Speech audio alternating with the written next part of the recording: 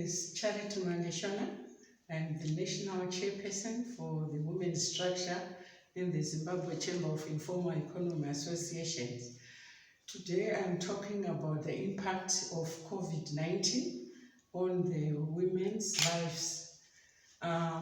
Looking at the impact of COVID-19 since the onset in March up to today, it has impacted a lot on the women with a lot of negativity, and the sense that at the moment I would want to speak mainly on the issue of GBV, which has prevailed within the families. Why? Because mainly women were employed in the informal economy, but now they are all seated home, and their husbands are also home.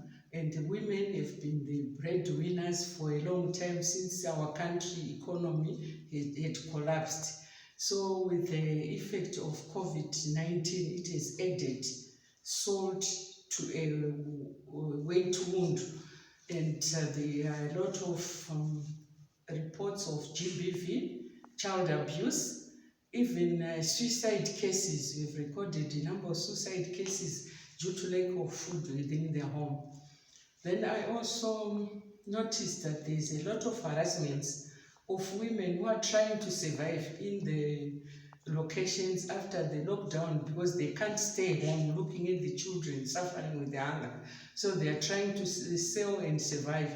But the police officers, they go again harassing them, and the markets were destroyed in the sense that they want to clean during the lockdown.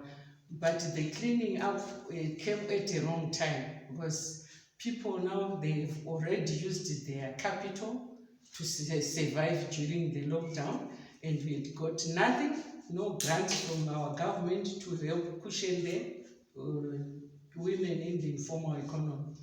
And as women also, many of our women were cross-border traders. That's where they were getting their goods, going to South Africa, Mozambique, to our neighboring countries. But now, because of the lockdown, they are all seated home.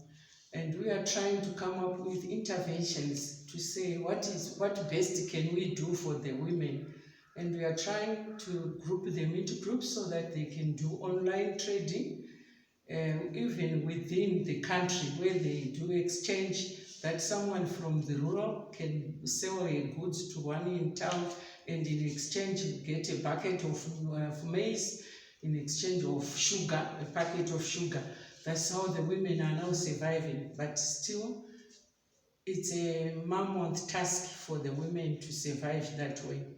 Looking at the women with their gender roles, there's also a lot of unpaid care work within the home, and there's no water now. Women are always at the borehole queuing for water.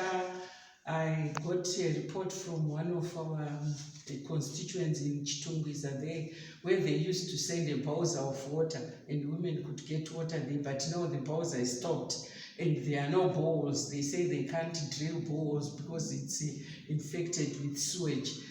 But women are now stranded to say what are they going to use to cook for the children, and the walk distances to go and fetch water.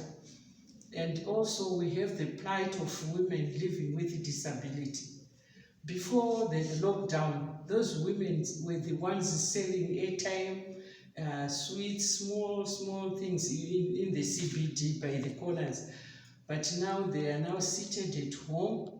It's really something else. To me, I have this heartache to say, how are these people surviving, especially the PWD, people living with disability, because they used to get into town, sell, then in the evening they can go home even when they are wheelchairs, on their crutches, but now they are just seated home and there's no way they can get any help. Those who used to help them also from the markets are also seated home. So our situation as women, it's really bad.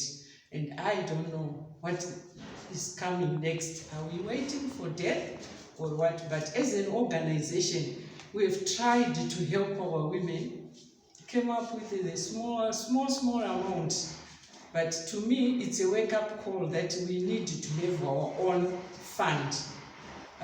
fund for emergency calls like that. So I think that will be a post-COVID exercise we are going to do, to say we need to pull our resources together and get a fund pure reserved for emergencies like COVID-19. Thank you.